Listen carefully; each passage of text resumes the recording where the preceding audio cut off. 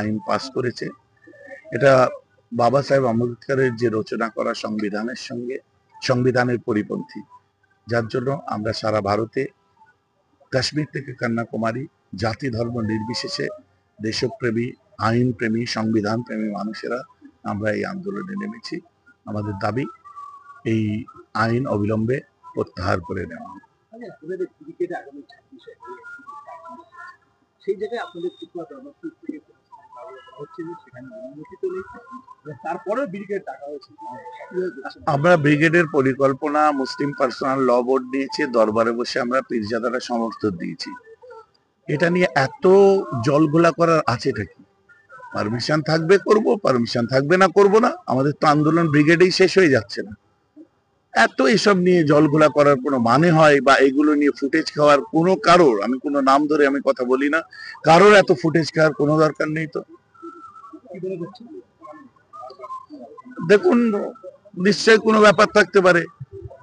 আমার তো রাজনৈতিক ভবিষ্যৎ নেই যে আমি এই ব্রিগেডে চলে গেলে আগামীতে আমার পলিটিক্যাল জায়গাটা কোথায় যাবে, আমাকে একটা ব্রিগেড করতে হবে। আমি তো টিএমসি করি না, সিপিএম, কংগ্রেস, আইএসএফ, আপনার কি বলে বিভিন্ন সিপিএম, আমরা কোনো দল করি না। তো অতএব যে ব্রিগেডে হলে ব্রিগেডে যাব, শহীদ মিনার হলে শহীদ মিনার যাব, রানী রাসমণি হলে রানী রাসমণি যাব। বাংলার এ প্রান্ত থেকে ও প্রান্ত যেখানেই হবে সেখানে ছুটতে হবে, আন্দোলন করতে হবে।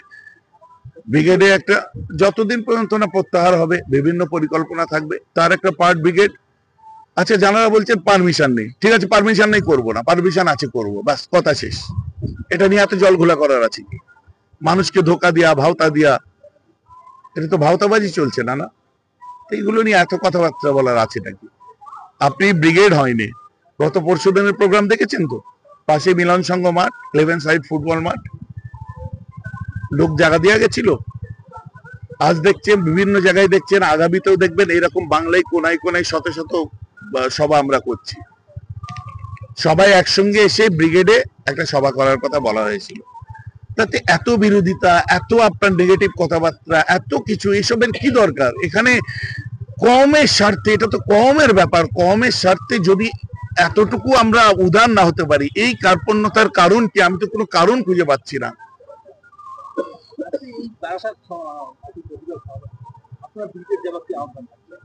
নিশ্চয়ই 26 তারিখে ব্রিগেডে সভা হওয়ার কথা আছে, আপনারা সেখানে ইনশাল্লাহ সকলে হাজির হবেন। এটা বললাম, সবার মধ্যেও বললাম। এটা তো আমার মানে পুরো অস্তিত্বের ব্যাপার নেই রে বাবা, যে আমাকে একদম মাথায় কুড়ুল রেখে কেউ বলছে এই করো এই করো না। এটা আমার নিজের ইমানি চিন্তা চেতনা থেকে আমি বললাম আমার যাওয়া উচিত, আপনারা যাবেন, ব্যাস।